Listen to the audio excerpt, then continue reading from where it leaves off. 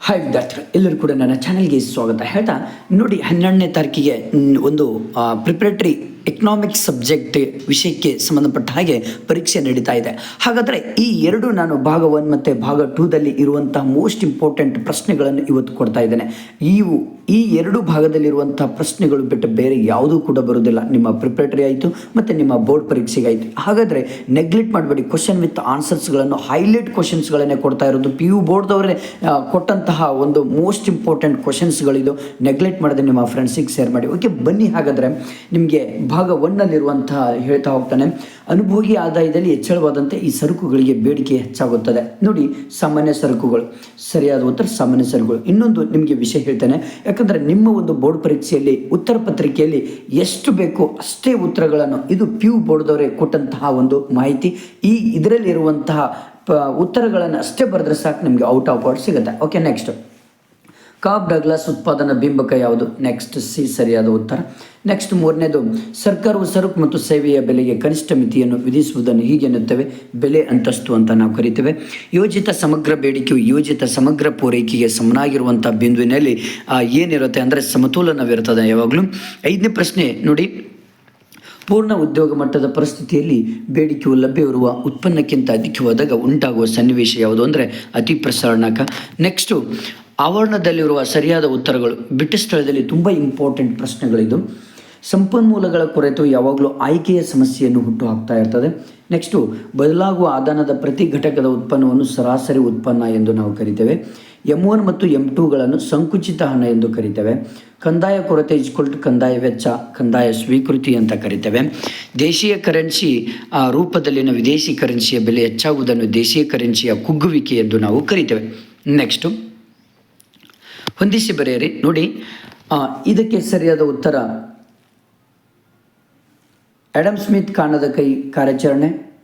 Same to same answer ಇದೆ. ತಪಸ್ಸಿಲು ಪಟ್ಟಿ ದಾಸ್ತಾನಿನ ಚಲಕ. ಹೆಚ್ಚುವರಿ ಬೇಡಿಕೆ ದೀರ್ಘಾವಧಿಯಲ್ಲಿ ಬೆಲೆಗಳ ಏರಿಕೆ ಕಾರಣವಾಗ್ತದೆ. ನಿರ್ವಹಣಾ ಹೊಂದಾಣಿಕೆ ಡರ್ಟಿ ಹೊಂದಾಣಿಕೆ. ನೆಕ್ಸ್ಟು 1 ಅಂಕದ ಪ್ರಶ್ನೆಗಳು ಇಂಪಾರ್ಟೆಂಟು. ಬೇಡಿಕೆ ಎಂದರೇನು? ಒಬ್ಬ ಅನುಭೋಗಿಯು ತನ್ನ ನಿರ್ದಿಷ್ಟ ಆದಾಯ ಮತ್ತು ಸರಕುಗಳ ಬೆಲೆಯಲ್ಲಿ ಕೊಂಡುಕೊಳ್ಳಲು ಬಯಸುವ ಮತ್ತು ಸಾಮರ್ಥ್ಯವಿರುವ ಸರಕುಗಳ ಪ್ರಮಾಣವನ್ನು ಬೇಡಿಕೆ ಎಂದು ಕರೀತಾರೆ. ನೆಕ್ಸ್ಟು ತಂತ್ರಜ್ಞಾನದ ಪ್ರಗತಿಯಿಂದ ಉದ್ಯಮ ಘಟಕದ ಪೂರೈಕೆ ರೇಖೆಯು ಯಾವ ಕಡೆಗೆ ಪಲ್ಲಟಗೊಳ್ಳುತ್ತದೆ? ತಂತ್ರಜ್ಞಾನದ ಪ್ರಗತಿಯಿಂದ ಉದ್ಯಮ ಘಟಕದ ಪೂರೈಕೆ ರೇಖೆಯು ಬಲಗಡೆಗೆ ಪಲ್ಲಟಗೊಳ್ಳುತ್ತದೆ. ತುಂಬ ಇಂಪಾರ್ಟೆಂಟ್. ಇಷ್ಟೇ ಬರೆದ್ರೆ ಸಾಕು. ರಫ್ತುಗಳ ಅರ್ಥ ನೀಡಿ ಅಂದರೆ ಸ್ವದೇಶವು ಜಗತ್ತಿನ ಇತರೆ ರಾಷ್ಟ್ರಗಳಿಗೆ ಸರಕುಗಳು ಮತ್ತು ಸೇವೆಗಳನ್ನು ಮಾರುವುದಕ್ಕೆ ರಫ್ತುಗಳು ಎಂದು ನಾವು ಕರಿತೇವೆ. ನೆಕ್ಸ್ಟ್ ಪ್ರಶ್ನೆ 15ನೇ ಪ್ರಶ್ನೆ, ವೈಯಕ್ತಿಕ ವೆಚ್ಚ ಮಾಡಬಹುದಾದ ಆದಾಯವನ್ನು ಹೇಗೆ ಪಡೆಯುತ್ತೇವೆ ಅಂದರೆ ವೈಯಕ್ತಿಕ ವರಮಾನದಲ್ಲಿ ವೈಯಕ್ತಿಕ ತೆರಿಗೆ ಪಾವತಿಗಳು ಮತ್ತು ತೆರಿಗೆಯೇತರ ಪಾವತಿಗಳನ್ನು ಕಳೆದರೆ ವೈಯಕ್ತಿಕ ವೆಚ್ಚ ಮಾಡಬಹುದಾದ ಆದಾಯವನ್ನು ನಾವು ಪಡಿತೇವೆ. ಓಕೆ, FRBMA ವಿಸ್ತರಿಸಿ ಅಂದರೆ ಕೋಶೀಯ ಜವಾಬ್ದಾರಿ ಮತ್ತು ಬಜೆಟ್ ನಿರ್ವಹಣೆ ಕಾಯ್ದೆ ಅಂತ ನಾವು ಹೇಳ್ತೇವೆ. ನೆಕ್ಸ್ಟ್ 4 ವಾಕ್ಯಗಳಲ್ಲಿ 2 ಅಂಕದ ಪ್ರಶ್ನೆಗಳು ಇಂಪಾರ್ಟೆಂಟ್. ಇದು ನೋಡಿ, ಮೂಲ ಆರ್ಥಿಕ ಚಟುವಟಿಕೆಗಳನ್ನು ಪಟ್ಟಿ ಮಾಡಿ ಅಂದರೆ ಅನುಭೋಗ, ಉತ್ಪಾದನೆ, ವಿತರಣೆ ಮತ್ತು ವಿನಿಮಯ.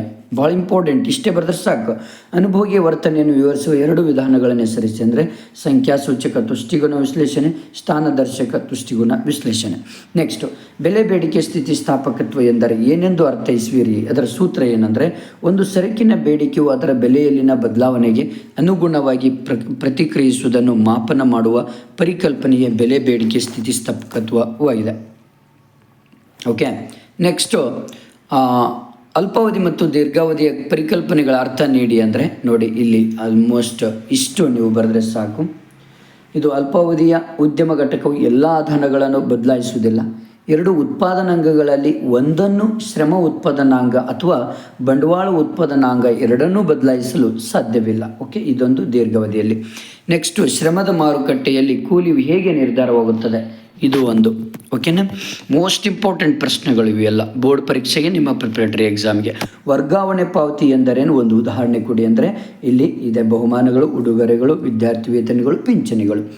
ನೆಕ್ಸ್ಟ್ ನೈಜ GDP 1100 ರೂಪಾಯಿ, ನಾಮಮಾತ್ರ GDP ರೂಪಾಯಿ 1650. ಆದರೆ GDP ಅನ್ನಪ್ರಸರಣಕ್ಕೆ ಲೆಕ್ಕ ಮಾಡಿ ಅಂದರೆ ಇಲ್ಲಿ GDP ಅನ್ನಪ್ರಸರಣಕ = ನಾಮಿನಲ್ GDP. ನೋಡಿ, ಇಲ್ಲಿ ಯಾವುದು ಹೈಯೆಸ್ಟ್ ಸಂಖ್ಯೆ ಇರುತ್ತೆ ಅಲ್ವಾ, ಅದು ಯಾವಾಗಲೂ ನಾವು ಮೇಲ್ಭಾಗದಲ್ಲಿ 1650 ನಾಮಿನಲ್ GDPಯನ್ನು ಹಚ್ಕೊಳ್ಬೇಕಾಗತ್ತೆ. ರಿಯಲ್ ಜಿ ಡಿ ಪಿ ಇರುತ್ತಲ್ವ 1100 ಅದನ್ನು ಕೆಳಗಡೆ ಹಚ್ಚಬೇಕು. ಆಗ ಮಾಡಿದರೆ 1.5 ಜಿ ಡಿ ಪಿ ಅನ್ನೋ ಪ್ರಸರಣಕ್ಕೆ ಎಷ್ಟಂದರೆ 1.5 ಬರುತ್ತೆ.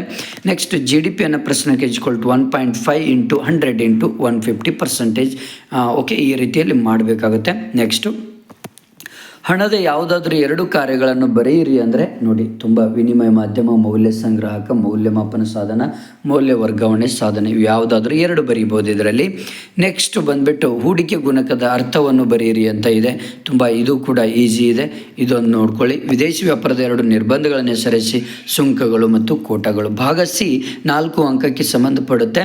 ಇಲ್ಲಿ ಉತ್ಪಾದನಾ ಸಾಧ್ಯತಾ ಗಡಿಯನ್ನು ಸಂಕ್ಷಿಪ್ತವಾಗಿ ವಿವರಿಸ್ರಿ. ಇದು ತುಂಬ ಇಂಪಾರ್ಟೆಂಟ್ ಇದೆ. ಇಷ್ಟು ನೀವು ಡಯಾಗ್ರಾಮ್ ತೆಗೆದ್ರೆ ಸಾಕು, ಆರಾಮಾಗಿ ಮಾರ್ಕ್ಸ್ ಬರ್ಬೋದು. ಔದಾಸೀನ್ಯ ನಕ್ಷೆಯನ್ನು ರೇಖಾಚಿತ್ರದೊಂದಿಗೆ ವಿವರಿಸ್ರಿ ಅಂದರೆ ಇದು ಕೂಡ ತುಂಬ ಈಸಿ ಇದೆ, ಸರಿಯಾಗಿ ನೋಡ್ಕೊಳ್ಳಿ. ಬಜೆಟ್ ರೇಖೆಯ ಇಳಿಜಾರು ನಿಷ್ಪತ್ತಿಯನ್ನು ನಿರೂಪಿಸಿ 2+2. ಓಕೆ, ಇದೊಂದು ಕೂಡ ಸರಿಯಾಗಿ ನೀವು ಅರ್ಥ ಮಾಡ್ಕೊಳ್ಬೇಕಾಗುತ್ತೆ. ಪರಿಪೂರ್ಣ ಪೈಪೋಟಿ ಮಾರುಕಟ್ಟೆ ಲಕ್ಷಣಗಳನ್ನು ಸಂಕ್ಷಿಪ್ತವಾಗಿ ವಿವರಿಸ್ರಿ. ಇದೊಂದು ಸೂಕ್ಷ್ಮ ಮತ್ತು ಸಮಗ್ರ ಅರ್ಥಶಾಸ್ತ್ರ ನಡುವಿನ ವ್ಯತ್ಯಾಸಗಳನ್ನು ಪಟ್ಟಿ ಮಾಡಿ ಅಂದರೆ ಸೂಕ್ಷ್ಮ ಅರ್ಥಶಾಸ್ತ್ರ, ಸಮಗ್ರ ಅರ್ಥಶಾಸ್ತ್ರ, ಇವುಗಳು ಕೂಡ ತುಂಬ ಇಂಪಾರ್ಟೆಂಟ್. ಭಾರತೀಯ ರಿಸರ್ವ್ ಬ್ಯಾಂಕಿನ ಕಾರ್ಯಗಳನ್ನು ಸಂಕ್ಷಿಪ್ತವಾಗಿ ವಿವರಿಸ್ರಿ ಅಂದರೆ ಭಾರತೀಯ ರಿಸರ್ವ್ ಬ್ಯಾಂಕಿನ ಕಾರ್ಯಗಳೆಂದರೆ ಕರೆನ್ಸಿ, ಹಣದ ಪೂರೈಕೆ ನಿಯಂತ್ರಕ, ಸರ್ಕಾರದ ಬ್ಯಾಂಕು, ವಿದೇಶಿ ವಿನಿಮಯ ಮಿಸ್ಲಿನ, ಇವೆಲ್ಲವೂ ಕೂಡ ತುಂಬ ಇಂಪಾರ್ಟೆಂಟ್ ಇದ್ದಾವೆ. ಓಕೆ, ಇದೊಂದು ನೋಡ್ಕೊಳ್ಳಿ. ನೆಕ್ಸ್ಟು ಸಂದಾಯ ಬಾಕಿಯ ಚಾಲ್ತಿ ಖಾತೆಯ ಭಾಗಗಳನ್ನು ಪಟ್ಟಿ ಮಾಡಿ. ಇಷ್ಟು ನೀವು ಪಟ್ಟಿ ಮಾಡಿದರೆ ಸಾಕು, 4 ಅಂಕಗಳು. ಬಡ್ಡಿದರ ವ್ಯತ್ಯಾಸ ವಿನಿಮಯ ದರವನ್ನು ಹೇಗೆ ನಿರ್ಧರಿಸುತ್ತದೆ, ಇದೊಂದು. ನೆಕ್ಸ್ಟು ನಿಮಗೆ 6 ಅಂಕದ ಮೋಸ್ಟ್ ಇಂಪಾರ್ಟೆಂಟ್ ಇಳಿಮುಖ ಸೀಮಾಂತ ತುಷ್ಟಿಗುಣ. ಇದನ್ನು ಪರ್ಫೆಕ್ಟ್ ಮಾಡ್ಕೊಳ್ಳೇಬೇಕಾಗುತ್ತೆ ನೀವು, ಯಾಕಂದರೆ ಇದು ಬಂದೇ ಬರುತ್ತೆ. ನೆಕ್ಸ್ಟ್ ವಿವಿಧ ಅಲ್ಪಾವಧಿ ವೆಚ್ಚಗಳಲ್ಲೂ ಕೂಡ ತುಂಬ ಇಂಪಾರ್ಟೆಂಟ್, 6 ಅಂಕಕ್ಕಿದು. ನೆಕ್ಸ್ಟ್ ಉಪ್ಪಿನ ಬೇಡಿಕೆ ಮತ್ತು ಪೂರೈಕೆ ರೇಖೆಗಳನ್ನು, ಓಕೆ, ಇದು ಕೂಡ ಬರಬಹುದು, ಯಾಕಂದ್ರೆ ಚಾನ್ಸಸ್ ಇದೆ. ನೆಕ್ಸ್ಟು ಜಿ ಡಿ ಪಿ ಎನ್ನುವ ದೇಶದ ಯೋಗಕ್ಷೇಮದ ಸೂಚ್ಯಂಕ ಬಳಸಿಕೊಳ್ಳೋದು, ಮಿತಿಗಳನ್ನು ವಿವರಿಸ್ರಿ. ಇದೊಂದು ಕೂಡ ಇಂಪಾರ್ಟೆಂಟ್. ಸರ್ಕಾರದ ಮುಂಗಡ ಪತ್ರ ಸ್ವೀಕೃತಿಗಳು. ಓಕೆ, ನೆಕ್ಸ್ಟು 5 ಮಾರ್ಕ್ಸಿಗೆ ಕಾರ್ಯಭಾರ. ಓಕೆ, ಇದು ಪಿಕ್ಸ್ ಬಂದೇ ಬರುತ್ತೆ, MR ಮತ್ತು AR, ಭಾಳ ಈಸಿ ಇದೆ ಇದು. ನೆಕ್ಸ್ಟ್ ಕೊಟ್ಟಿದ್ದು ಕಾನಷ್ಟ ಮೌಲ್ಯಗಳನ್ನು ಕಂಡುಹಿಡಿ, ಗೋಧಿ ಹಿಟ್ಟು, ಬ್ರೆಡ್ ಮತ್ತು ಚಿಲ್ಲರೆ ಅಂಗಡಿ, ಇದು ಕೂಡ ತುಂಬ ಈಸಿ ಇದೆ, ತುಂಬ ಈಸಿ. ನೆಕ್ಸ್ಟು 2014 ಪರಿಣಾಮ ಕುರಿತು ಬರೆಯಿರಿ.